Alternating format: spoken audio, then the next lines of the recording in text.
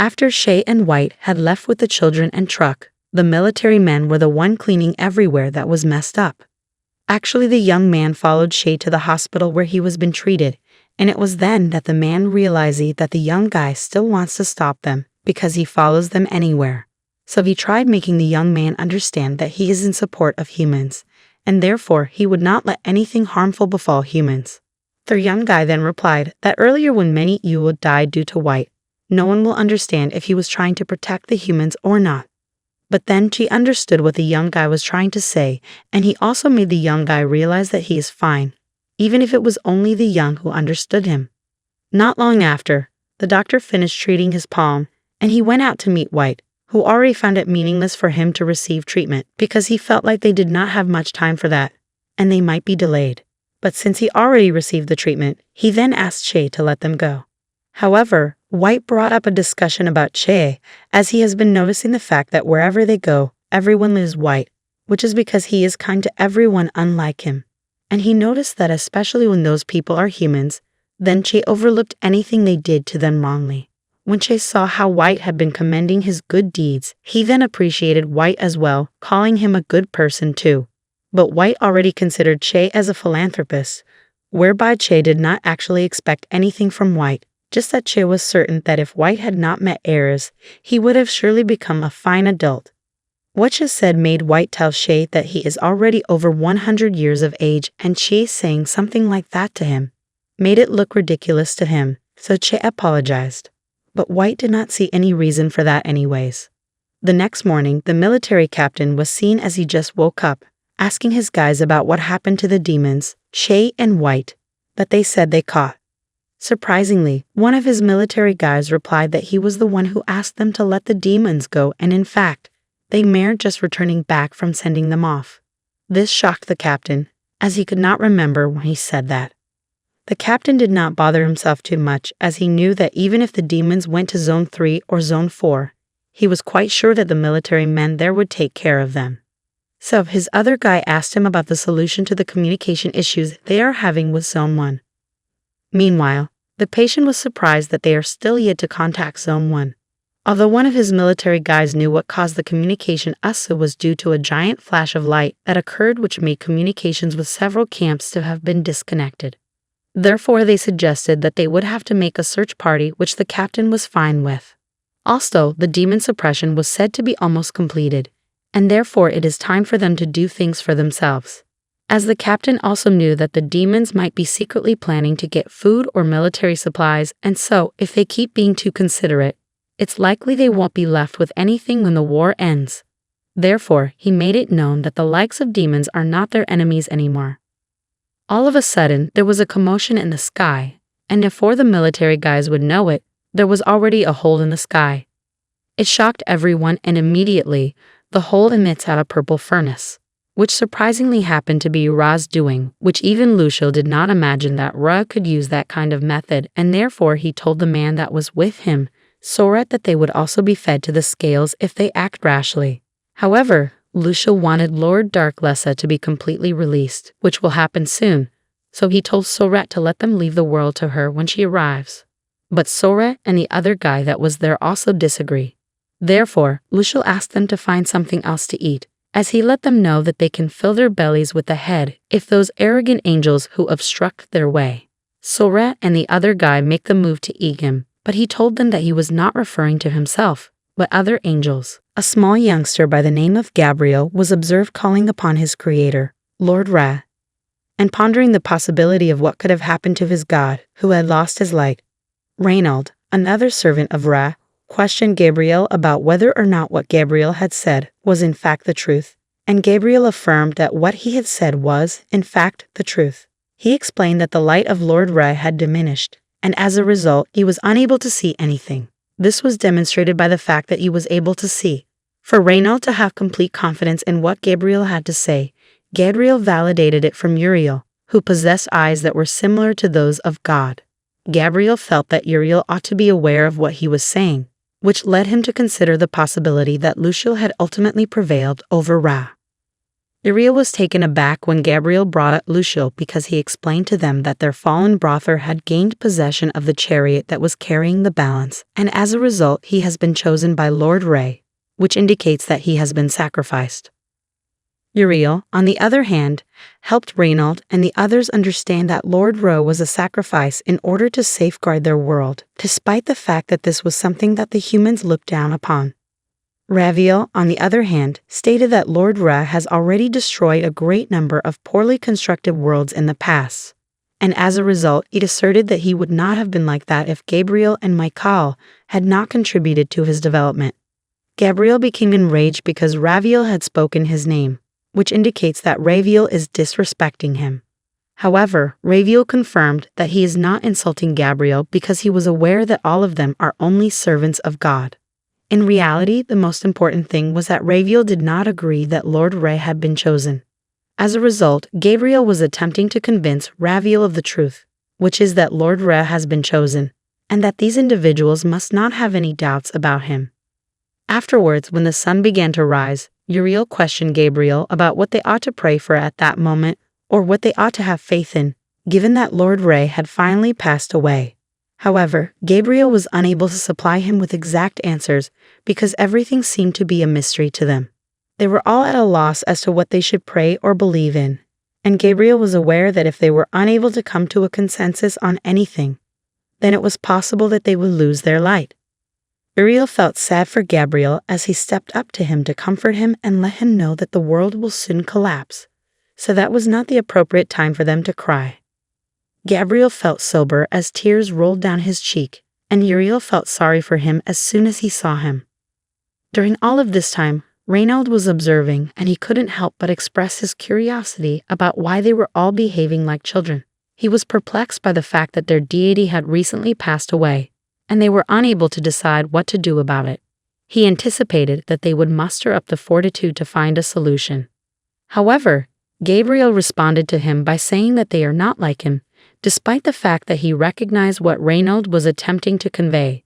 It is just that the most important thing there was that there were merely servants who obeyed Lord Ra's command, and it appears to be nonsensical for them to rapidly adjust to what took place.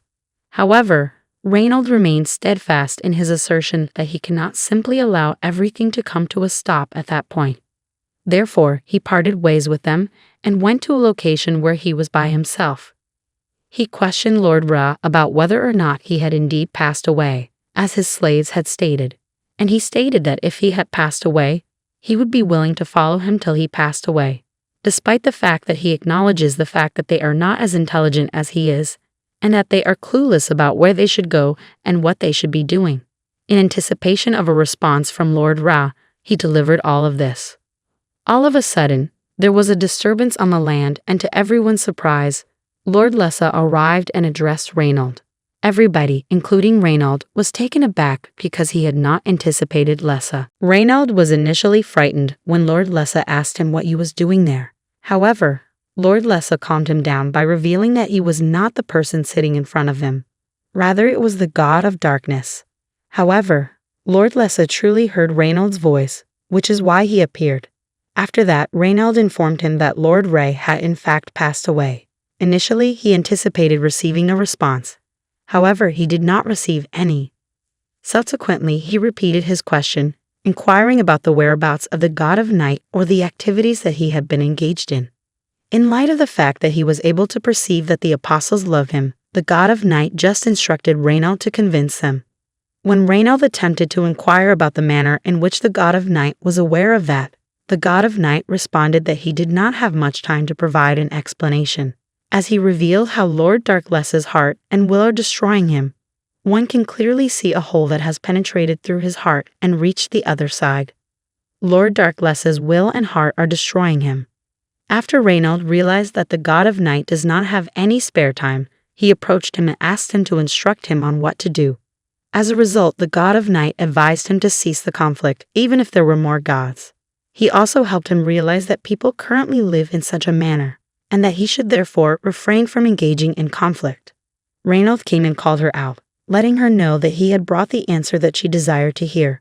Gabriel had already knelt down, but she was still crying at the time.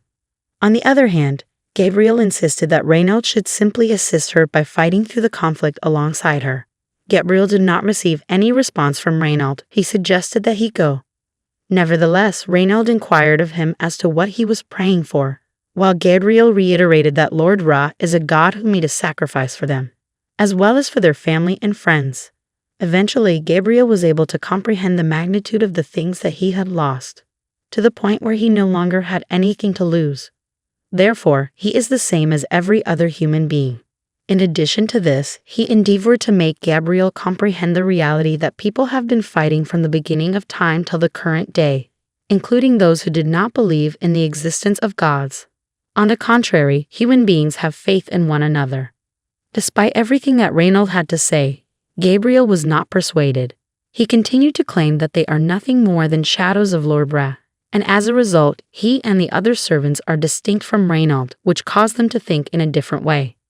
Reinald, on the other hand, did not accept what Gabriel had to say since, if what Gabriel had to say was accurate, then he would have known that Michael would not have spared him of his own free will, and he would not have been born either. During the time that he was still exchanging words with Gabriel, Remiel entered the middle of their conversation. As was to be expected, he joined forces with Gabriel to take a harsh stance against Reinald. They all detested Reinald for thinking differently than they did, given that he is a human being. As a result, Remiel came to the conclusion that they would be extremely devoted followers and would accompany Lord Ra wherever he went or whatever he did. After then, Reinald, who had been listening to Remiel the entire time, questioned Remiel why he had not passed away due to the fact that Lord Ra, their god, had passed away. In addition, he was distressed by the fact that, ever since Lord Ra had passed away, Remiel and the other individuals were unable to take any action to safeguard the things that were of great importance to them. This was due to the fact that they were cowards, in contrast to humans who were more courageous than they were. In reality, Reinald anticipated that they would care for Ra's legacy, which was deteriorating into ashes, as well as the scoundrel who was responsible for Ra's death. As a result, he decided to leave them alone if they did not show any interest in the matter that he had stated. In point of fact, Gabriel inquired as to whether or not he was referring to human beings when he spoke Ra's legacy, and Reinald responded by saying that he meant it, and that he meant that to include the servants as well, for they are all creations of Ra. After hearing what Reinald had to say, Gabriel became interested in the situation and promised to engage in combat with Reinald, declaring that he would accompany him wherever he went. Remiel was taken aback by Gabriel's response because he had not anticipated receiving such a smasher from Gabriel. Raviel, on the other hand, was pleased with Gabriel's performance. As a result, everyone sat down and Raviel lit a fire, which kept them all warm. This prompted Remiel to recall the life that Lord Ra had led. Just at that moment, Raviel caused Remiel to feel the heat of the fire as it was getting closer to him. He was unable to keep it to himself as he begged Raviel to forgive him. He realized that he had upset him since he was a father, but he had not been following him the entire time. However, the flames turned in the direction of Raviel, which caused Remiel to become enraged. Remiel believed that Reinald intended to kill his father. Reinald just used his leg to drive the fire away from Raviel. However, his father advised him to take a deep breath and calm down. During this time, Reinald inquired with Uriel about the manner in which Lord Ra had actually passed away, as he was unable to comprehend the significance of the balancing carriage. This was the manner in which Uriel explained the balancing carriage, which was that on that universe, there was an infinite number of dimensions and an infinite number of worlds, in addition to an inconceivable amount of energy, so much so that it was believed that the entire universe was connected to one another for some unknown existence in perfect symmetry. As a result, Uriel related how their Lord Ra had given that existence the names balance and equilibrium, because on a smaller scale, it is said that humans go from birth to death. But on a larger scale, it is said that the formation and extinction of worlds, as well as the culmination of endless brightness and eternal darkness, are the two absolute existences that are being weighed. While this was going on, Reinald asserted that he was aware of the fact that Ra places a high value on equilibrium, but he was unable to comprehend the reason behind his decision to weigh himself. Therefore, Uriel said that if the equilibrium was disrupted, things that complement the additional weight were either cancelled out or they may even be born, which is how the cosmos began. This was the way that the universe began. After hearing the account that Uriel told, Reinald came to the realization that it was Lord Ra who had sacrificed his life for that world. With this realization, Reinald believed that it was an excessive amount of a loss for Lord Ray to have given up his life for that world. On the other hand, Uriel stated that the only thing that might possibly be a tribute to Lord Ra is the life of Dark Lessa. This is due to the fact that while it would prevent the collapse of the planet, it would most likely delay Dark Lessa's resurrection. Reinald, on the other hand, was able to determine that Lord Ra might have considered beyond what Uriel thought, according to the weight of light and dark, because he was of the opinion that there must be something else to it, mostly due to the fact that there would be anything that would make the world of light lighter. Uriel was even made to remember by Reinald that Dark Lessa had been starving for millennia, and as a result she would not have quite as much control over the cosmos as she would otherwise. Considering that he also mentioned that the objects that are related with light will need to be made lighter, Remiel stated that the only possible cast for that would be destruction. Since Reinald had already discovered a number of subjects that he was interested in learning, he subsequently requested assistance in locating Lucio. In contrast, White and Che were seen, and as White was already asleep, White made an effort to rouse him from his slumber by informing him that they had arrived at the location where they were headed, which was Hace. On the other hand, White was curious about what Che intended to do with a facility such as Hace, which was identified as a college where the most intelligent children from Hexagon Island attended. After that, Dark Lessa suddenly materialized and took She on his shoulder before bringing him down from the bus. White, who was unfamiliar with him, attempted to chase after him, but he was unable to catch up with him during his pursuit.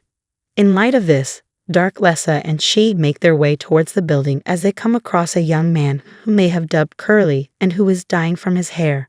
During the time that he kicked Curly, Che was still supported by his shoulder. Che inquired as to whether or not Curly still remembered him, but Curly said that he was unaware of who Che was. Exactly at that moment, Che recalled that Curly is a pair of redheads, which gave him the assurance that they have arrived at the appropriate location. As soon as Lessa discovered that Che knew him, he was taken aback and inquired about the manner in which Che was acquainted with Curly. Later, Che was discovered in the hospital with Curly and White. The nurse had believed that Che had passed away, so they questioned Curly about what he had done to Che. However, Curly responded that he had not done anything to Che. White was the one who gave them the explanation that Che is not seized, but rather that he is asleep and that it is impossible to rouse him up while he is sleeping. The nurse was perplexed owing to the fact that she was not familiar with such type of slumber. After that, the nurse requested that Curly bring the fumagazole and inject Che with the liquid. However, when Curly was about to inject Che, he became aware that Che is not a human, and as a result, he questioned whether or not the fumagazole would be effective on him. Che woke up, and everyone was thrilled because they informed him how frightened they were when he did not wake up on time. He summed up his courage and tried it, and it was successful. When this was going on, he also believed that he would never wake up again.